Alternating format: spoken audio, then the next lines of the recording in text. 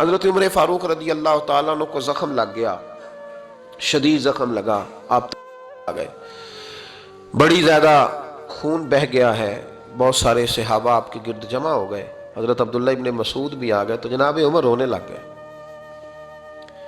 اب تو رونا آتا ہی نہیں لوگوں کو۔ حضرت محی الدین ابن عربی کہا کرتے تھے جس کو پورا ہفتہ ہو گیا ہے نا، وہ طریقت کا مسافر بھی، جاگ رہے ہیں آپ حضرات؟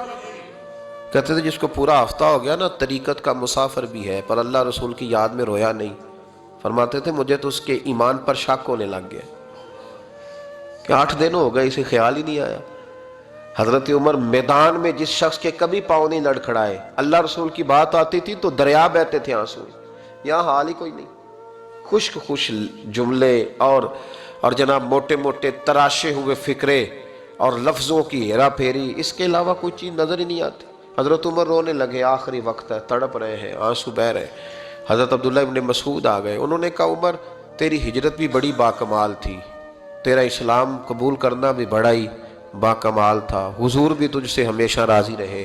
عمر تو روتا کیوں ہے یار؟ بات تو یہ ہے کہ جب تو نے خلافت سنبھالی تو پھر تیرے طریقے بھی باکمال ہی تھے، اور جب تو میدان میں اترتا تھا پھر بھی تیرے معاملات باکمال تھے، اور جب تو مال غنیمت بانٹتا تھا پھر بھی تو باکمال۔ یار ہر موقع پہ تو باکمال تھا تو جاتے دفعہ روتا کیوں ہے؟ ان کا استغفار دیکھو، ان کی توبہ دیکھو۔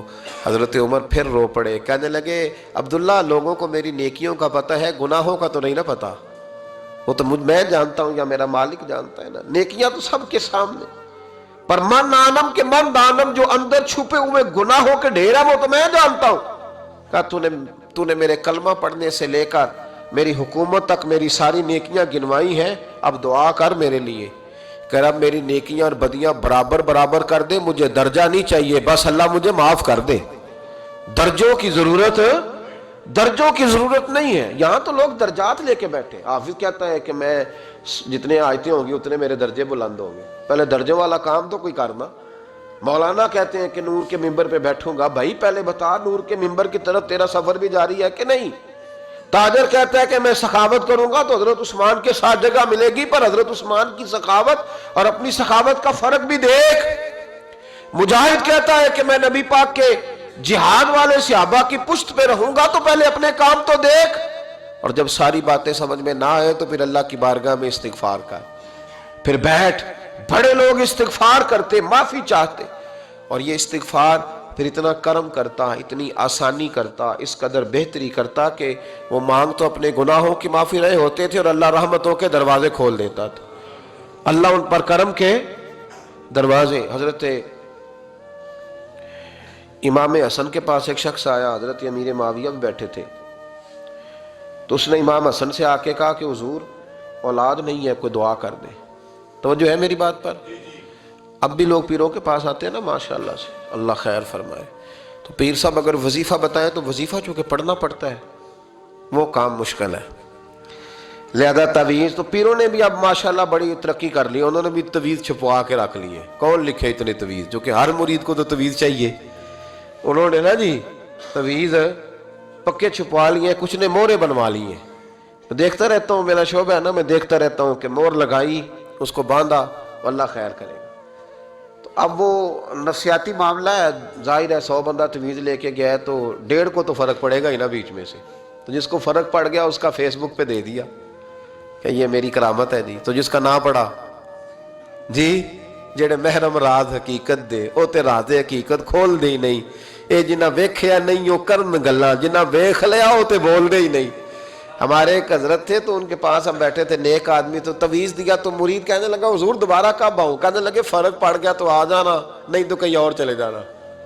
اس لیے کہ شیخ عبدالعزیز دباغ رحمت اللہ علیہ کے ایک مرید نے کہیں تنقید کر دی تھوڑی سی، یہ لفظ بس نا بہت بڑے ہیں، ان کی میں تشریح نہیں کروں گا، جتنے جملے اتنی بات کر کے بیت جاؤں گا، ان کی تشریح نہیں ہو سکتی، یہ ان کی توضیح نہیں ہو سکتی، کچھ تفصیل نہیں ان کی ہو سکتی، یہ جملے بڑے، میں کوئی تشریح نہیں کروں گا۔ اس نے کہا کہ حضور فلاں فلاں فلاں فلاں جگہ مجھے پریشانی ہے آپ کے حوالے سے، تو آپ فرمانے لگے میں نے کون سا باندھا ہوا ہے، نہیں سمجھ میں بات آتی تو کہیں اور چلا جا، باندھ کے رکھا نہیں، دروازے کھلے ہوئے ہیں، کہیں اور چلا جا، ختم ہو گئی بات، تنقید کرنے کی ضرورت چھٹی۔ اس لیے کہ وہ لوگ بت نہیں بناتے تھے کہ بس ادھر ہی پوجا کرنی ہے کہ کہیں اور نہیں جانا. یہ چھوڑے ہے نا ہمارے چکر چلا ہوا میرے علاوہ کہیں اور نہ جانا.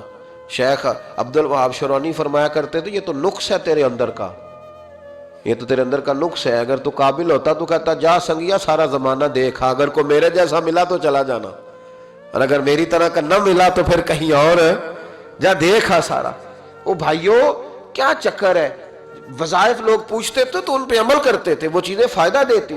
حضرت امام حسن سے آ کے وظیفہ پوچھا, اس شخص نے کہا حضور اولاد کوئی نہیں تو وظیفہ بتائے, تو آپ نے فرمایا استغفار پڑھا کر. کیا کر؟ اس نے کہا ٹھیک ہے. تو حضور پھر میں دوبارہ کب آؤں؟ تو امام حسن کہنے لگے بے اولاد ہے نا تو, استغفار کا وظیفہ بتایا نا؟ کہا ہاں. فرمانے لگے اب اس وقت آنا جب اللہ تجھے 10 بیٹے عطا کرے گا. کتنے؟ 2 4 نہیں 10 ہی کہہ دیے. تو حضرت امیر معاویہ رضی اللہ تعالیٰ دیکھا, کہنے لگے حسن اتنا بڑا دعویٰ. آپ فرمانے لگے میں نے کہہ دیا نا تو اللہ فضل کرے گا. ہاں ہاں اللہ خیر کرے گا, خیر ہو جائے گی. وہ شخص کئی سالوں کے بعد آیا, کئی سالوں کے بعد, تو حضرت امیر معاویہ کو بھی ساتھ لایا. کہنے لگا حضور اللہ کے فضل سے اللہ نے 10 بیٹے عطا فرمائے, پورے 10 ہی اللہ نے دیے. تو حضرت امیر معاویہ کہنے لگے جناب بات تو آپ کی سچی ہو گئی, پر مجھے بھی بتائیں یہ وظیفہ کہاں سے لیا؟ فرمانے لگے قرآن پاک سے, سورہ نوح کی 10 11 12 آیت پڑھو. اللہ فرماتے ہیں تم استغفار پڑھو, میں تمہاری بیٹوں سے بھی مدد کروں گا, مالوں سے بھی مدد کروں گا. تو میں نے استغفار بتائی تھی اور قرآن میرے اللہ کا ہے, رب کا وعدہ جھوٹا ہو سکتا؟ فرمایا 10 بیٹے ملنے تھے, میں نے کہہ جو دیا تھا. وہ میرے بھائیوں یاد رکھیں استغفار اللہ کی رحمت نازل کر. ایک ہوتا ہے خوف, ایک ہوتی ہے خشیت. خوف والے لوگ توبہ کرتے ہیں, خشیت والے استغفار کرتے ہیں. ایک ہوتا ہے خوف, ایک ہوتی ہے خشیت والے استغفار کرتے ہیں. نبی کریم علیہ السلام نے فرمایا میں دن میں 100 مرتبہ استغفار کرتا ہوں, دن میں. توبہ والا کہتا ہے کہ میں بھول گیا تھا مجھے معافی مل جائے, اور خشیت والا کہتا ہے میرا یار ناراض نہ ہو جائے, وہ استغفار ہی کرتا رہتا ہے, وہ معافی حضرت رومی نے مثال دی ہے. فرماتے ایک عورت تھی تو بھیک مانگا کرتی تھی. ایک دن بادشاہ کے دروازے پہ بھیک مانگنے گئی تو بادشاہ کو پسند آ گئی, اس نے نکاح کر لیا. 20 کنیزائیں اس بی بی کے پاس تھی خدمت کرنے کے لیے, روٹی دینے کے لیے, کپڑا دینے کے لیے, لیکن وہ ہر وقت روتی رہتی تھی, ہر وقت روتی. ایک سمجھدار کنیز کہنے لگی کہ ملکہ اب تیرا درجہ بہت بڑا ہے, تو ہر وقت روتی رہتی ہے, معافیاں ہی مانگتی رہتی ہے ہر وقت, کون سی ایسی نعمت ہے جو تیرے پاس نہیں؟ تو وہ کہنے لگی اس لیے تو روتی ہوں. کیا مانا؟ کہنے لگی اس لیے روتی ہوں کہ میں اس قابل نہیں تھی جو مجھے مل گیا, کہیں میرے سر کا سائیں ناراض نہ ہو جائے, وہ کہیں بگڑ نہ جائے. مجھے پتا ہے کہ میں کیا تھی اور مجھے کہاں تک پہنچا دیا. میں روتی اس لیے ہوں کہ کبھی کہیں وہ ناراض. حضرت عمر اس لیے روتے تھے کہ کہیں مصطفیٰ ناراض نہ ہو جائے. حضرت ابو بکر اس لیے تڑپتے تھے کہ کہیں اللہ کا فضل روٹھ نہ جائے. یہ جو مولا علی اپنے کمرے میں بیٹھ کے زور زور سے استغفار پڑھتے, تو اس لیے نہیں کہ بڑے پاپ تھے جن کی معاذ اللہ معافی مانگتے تھے, اس لیے کہ رب رسول کہیں ناراض نہ ہو. خشیت تھی کہ جہاں ہم پہنچے ہوئے کہیں وہاں سے واپس. استغفار بندے کی اللہ سے صلح کرا دیتا ہے, بندے کی رب سے صلح ہو جاتی ہے جب استغفار. دیکھیں نا بڑی سادی سی بات ہے کہ 2 بھائی ناراض ہوں تو بڑا کہتا ہے اس نے میری بے ادبی بڑی کی, تو چھوٹا اگر پاس آ جائے اور پیر پکڑ لے کہ چل یار معاف کر دے, تیرا بھائی نہیں. پتہ کیا ہوتا ہے؟ صرف معافی نہیں ملتی, ہاں صرف معافی نہیں. چھوٹے نے بے ادبی کر دی, بڑے کو تکلیف ہوئی, بات جب آگے بڑھی نا تو بڑے نے شکوہ کیا. جب لوگوں نے چھوٹے کو سمجھایا تو چھوٹا جب معافی مانگتا, ادھر دیکھو میری طرف, جب چھوٹا معافی مانگتا ہے نا اٹھ کے جاتا ہے اور بڑے کے پیر پکڑتا ہے تو نرا معاف نہیں کرتا, بڑا رو بھی پڑتا ہے, بڑا رو بھی پڑتا ہے.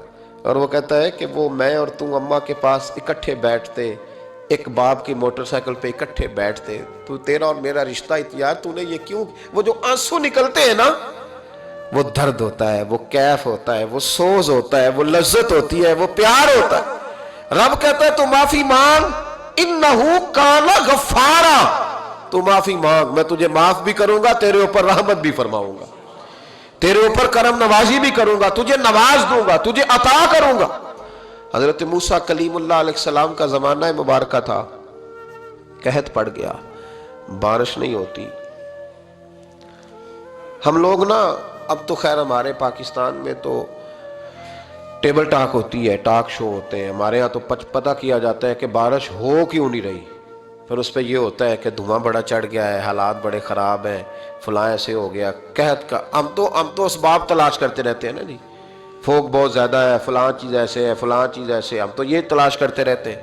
وہ لوگ یوں نہیں کرتے تھے، وہ سیدھے جا کے مصلوں پہ بیٹھتے تھے، اس لیے کہ وہ کہتے تھے جب رب چاہتا ہے تو پھر کوئی چیز کسی چیز کو روک سکتی، وہ سیدھے مصلے پہ بیٹھتے۔ اعلیٰ حضرت فاضل بریلوی رحمۃ اللہ علیہ کے پاس ایک مولانا محمد حسین آئے، وہ فلکیات کے بڑے ماہر تھے، تو اعلیٰ حضرت نے فرمایا ذرا ستاروں کا حساب لگا کے دکھاؤ بارش کب ہوگی۔ کہنے لگا پورا مہینہ تو نہیں ہوگی۔ تو اعلیٰ حضرت رحمۃ اللہ علیہ فرمانے لگے کہو کہ میرا علم کہتا ہے مہینہ نہیں ہوگی، اللہ چاہے تو ابھی ہو سکتی ہے۔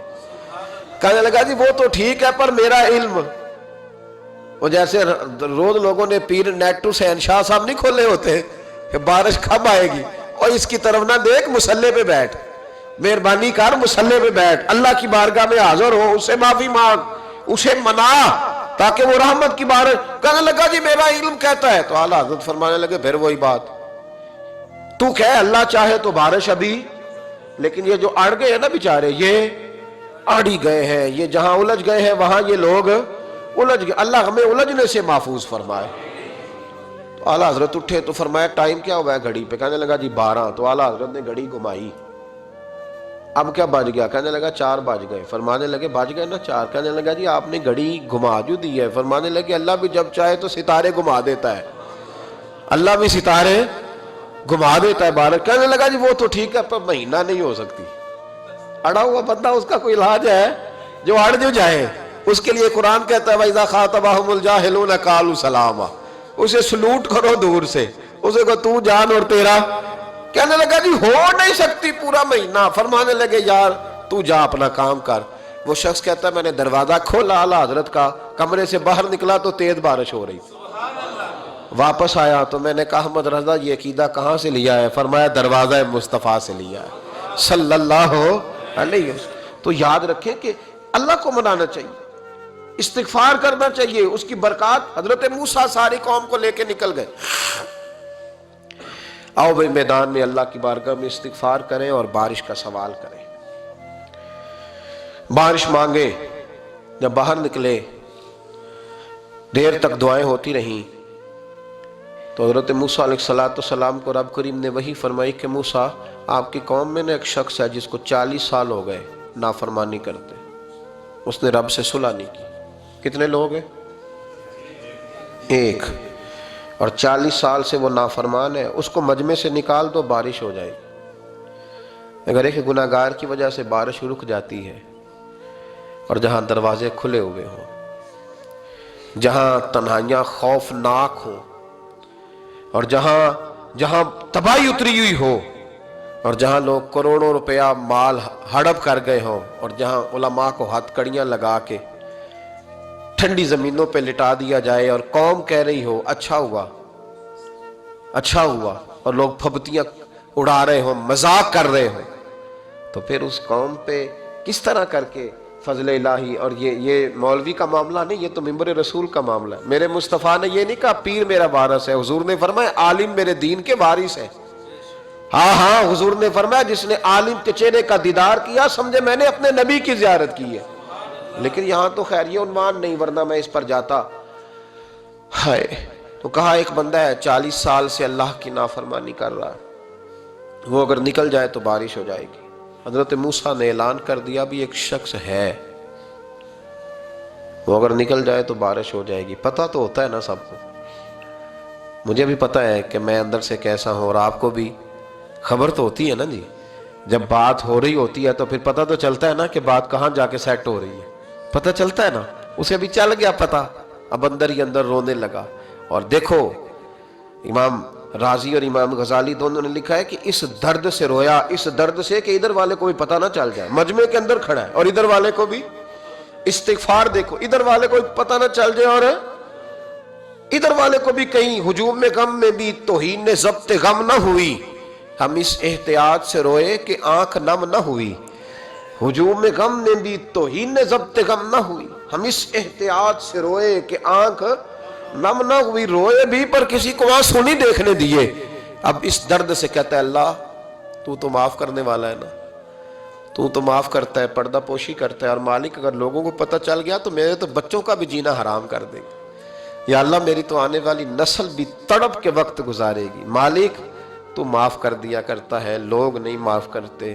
اے اللہ یہ میری خوبیاں بھول جائیں گے، میری خامیوں پر بات، مالک میں یہ ذلت نہیں برداشت کر سکتا، فضل فرما۔ حضرت موسیٰ نے دوبارہ اعلان کیا، نکلتے ہو کہ نہیں نکلتے؟ پھر تڑپا، خداوندا مجھے بے آبرو نہ کر، یہ ذلت اور رسوائیاں یہ نہیں برداشت ہوتی۔ اللہ درگزر حضرت موسیٰ نے تیسرا اعلان کیا، نکلتا ہے یا میں پھر اس کا نام لوں؟ اللہ سے پوچھ کے نام لوں اس کا، بتاؤ کون ہے؟ اب تو تڑپ گیا، کہنے لگا مالک میں تیری بارگاہ میں استغفار کرتا ہوں، آئندہ نہیں کرتا، آئندہ نہیں کرتا۔ یہ لفظ ادا کیے، بندہ کوئی بھی نہیں نکلا، رب کریم نے بارش عطا کر دی، تیز بارش جب برسی نا، تیز بارش، تو لوگ تو مین دیکھ کے دوڑ گئے۔ تو حضرت موسیٰ کہنے لگا یا اللہ مجھے بھی تو بتا، تو نے کہا تھا کہ جب تک بندہ نہیں نکلتا بارش نہیں ہوگی، تو نکلا کوئی بھی نہیں، بارش ہو گئی، ماجرا کیا ہے؟ تو رب کریم نے فرمایا موسیٰ بس اس نے مجھ سے صلح کر لی، اس نے مجھ سے صلح کر لی۔ اور امام غزالی نے لفظ لکھے، حضرت موسیٰ نے پوچھا، حالانکہ اللہ اپنے نبیوں کو غیب کے خزانے دیتا ہے، پوچھا کہ اے اللہ مجھے اس کا نام بتا دے۔ تو رب کریم نے فرمایا موسیٰ جب گناہگار تھا تب نہیں کسی کو بتایا، جب پاپی تھا تب نہیں بتایا، جب مجرم تھا تب نہیں بتایا، اب کیسے بتا دوں؟ فرمایا اس کی میری صلح ہو گئی ہے، اور فرمایا جو بارش نہیں نہ ہو رہی تھی وہ بھی اس کی وجہ سے نہیں ہو رہی تھی، اب جو ہوئی ہے نا تو یہ بھی اسی کی وجہ سے ہوئی ہے، یہ بارش اب جو ہوئی ہے تو یہ بھی یہ اس گناہگار کے سبب سے۔ اپنی راتیں اللہ کے ساتھ گزارے، مصلی پہ بیٹھے۔ میرے صاحب رحمۃ اللہ علیہ سے جب کوئی کہتا نا کہ بڑا پریشان ہوں تو کچھ بتائیں، تو فرماتے آج رات مصلی پہ بیٹھ کے اپنے رب سے بات کرنا، میں بھی بات کروں گا۔ بندوں کو دکھ بتانے سے عزت میں کمی آتی ہے، اور اگر اللہ کو بندہ اپنے دکھ بتائے تو اللہ عزتیں بڑھا دیتا ہے۔ ترمذی شریف کی حدیث ہے، نبی پاک علیہ السلام نے فرمایا اگر تو دنیا داروں کو دکھ بتائے گا تو اللہ تجھے غنی نہیں کرے گا، اور اگر تو اپنے رب کو بتائے گا تو اللہ بڑی جلدی تجھے دنیا سے بے نیاز کر دے گا، تجھے لوگوں کی ضرورت نہیں رہے گی۔ استغفار کریں، کثرت سے کریں، ذوق سے کریں، مصلی آباد رکھیں، ہر شے دیکھو نا، جس طرح کھانے کی میز آباد رہتی ہے، بستر آباد رہتا ہے، ہمارے دیگر معاملات، اگر مصلی نہ آباد رہے تو روح بے چین رہتی ہے، طبیعت بے قرار رہتی ہے۔ انسان میں نے دیکھا ہے بڑے بڑے سمجھدار لوگ پاگلوں جیسی زندگی گزار رہے ہیں، بولتے جا رہے ہیں، بولتے جا رہے ہیں، بولتے جا رہے ہیں، ایسے کسی کو کوئی خبر کہ 6 فون اٹھائے ہوئے ہیں، ایسے جیسے ڈسٹرب ہو گئے مینٹلی طور پر۔ وجہ کیا ہے کہ ان سے جان نہیں چھڑاتے۔ کبھی سارے موبائل بند کر کے نا، سارے بچے ہر چیز سائیڈ پہ کر کے مصلی پہ بھی آنا چاہیے، اور مالک تو بڑا ہی کریم ہے، اللہ تو بڑا ہی کنز المال کی حدیث سنا کے بعد سمیٹتا ہوں۔ نبی پاک صلی اللہ تعالی وسلم فرماتے ہیں ایک شخص تھا بنی اسرائیل میں، بڑا مالدار تھا، تو پھر اس پہ غربت آ گئی۔ جب غربت آئی تو رو پڑا، کہنے لگا اے اللہ میں غریب ہو گیا ہوں، میری مدد فرما، میں نے بڑی نافرمانی کی ہے تیری۔ مالدار جب تھا تو بڑی موج کر، یا اللہ میں نے بڑی اب نہیں کروں گا، مجھے اس غربت سے نکال۔ تو اللہ نے فرشتوں سے کہا کہ دے دو جو مانگتا ہے۔ تو فرشتے کہنے لگے یا اللہ یہ توبہ کر کے نہیں آیا، ڈر کے نہیں آیا، یہ تو الجھ گیا تب آیا ہے، یہ تجھ سے ڈر کے ہوتا ہے نا ایسے کہ لوگ اللہ سے نہیں ڈرتے جتنا غربتوں سے معاذ اللہ ڈرتے ہیں، یا اللہ یہ تو وہ الجھ گیا تب آیا۔ تو اللہ نے فرمایا پتہ مجھے بھی ہے، لیکن آ تو گیا ہے نا، چلو دے دو۔ تو کہا یا اللہ اگر دے دیا تو دوبارہ نہیں آئے گا۔ فرمایا اس کا بھی مجھے پتہ ہے، تم دے دو۔ اسے دے دیا، جب دولت مل گئی نا تو کہنے لگا اوہو وہ تو میں نے طریقہ صحیح استعمال کیا اس لیے کامیاب ہو گیا۔ پھر کچھ وقت گزرا تو پھر الجھ گیا، پھر قرضے چڑھ گئے، پھر سارے علاج کر، کہنے لگا یا اللہ اب نہیں کرتا، اب معاف کر دے۔ 70 دفعہ توبہ کی اور 70 دفعہ توڑی۔ حبیب کریم فرماتے ایک دن بستر پہ تھا، آسانی تھی، 70 دفعہ فرشتوں نے کہا یا اللہ یہ جھوٹا ہے، جھوٹ بولتا ہے، یہ تو غربت آئی ہے تو تیری بارگاہ میں آیا ورنہ کبھی نہ آتا، بیمار ہوا ہے تو آیا، اس کا تو بچہ بیمار ہوا ہے تو آیا ورنہ کبھی نہ آتا۔ 70 دفعہ توبہ توڑی. ایک دن رات کو بستر پہ لیٹا تھا, دولتیں بھی تھی, آسانیاں بھی تھی, دل میں خیال آیا میں کتنا جھوٹا ہوں, جب الجھ جاتا ہوں تو اس کے دروازے پہ جاتا ہوں اور وہ کتنا کریم ہے, مجھے خالی نہیں لوٹاتا. تڑپ اٹھا, آنسو نکل گئے, اٹھ کے مصلے پہ کھڑا ہوا تو رب کریم نے فرشتوں سے فرمایا کھول کے دیکھو دروازے, آج یہ غربت کی وجہ سے نہیں آیا, آج میرا بن کے آیا ہے. تو یا اللہ پہلے تو دولت دیتا تھا, آج کیا دے گا؟ تو محبوب فرماتے, اللہ فرماتے ہم نے اسے بغیر حساب کتاب جنت عطا کرو. استغفار کریں, اس کے حضور حاضری دیں. جس طرح سارا کچھ چھوڑ چھاڑ کے لوگ کہتے نہیں کہ 1 مہینہ میں نے کسی سیاحتی مقام پہ رہنا ہے, میں نے اب کسی ٹھنڈے علاقے میں چلے جانا ہے, برف باری دیکھنی ہے, سیر کرنی ہے, 10 دن کی چھٹیاں وہاں گزارنی ہے. چلو 7 چھٹیاں وہاں گزار لو, 3 دن اپنے اللہ کے ساتھ گزارو. روزے رکھو دن کو, رات کو قرآن شریف پڑھو, تلاوت, کچھ وقت دو اللہ کے ساتھ حضور پر درود و سلام بھیجنے کے لیے, نبی پاک کی نعت کے لیے, اذکار کے لیے, بزرگوں کے لیے. پھر دیکھنا اللہ روح کو کتنا سکون دیتا ہے. آخر دعوانا الحمدللہ رب العالمین.